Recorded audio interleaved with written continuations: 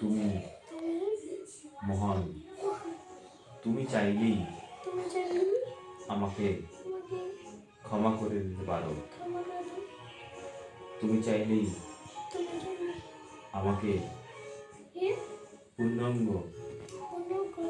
সুস্থ করে দিতে পারো।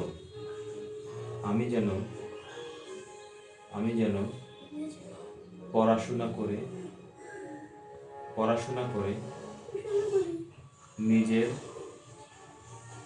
ও পরিবারের এবং বাংলাদেশের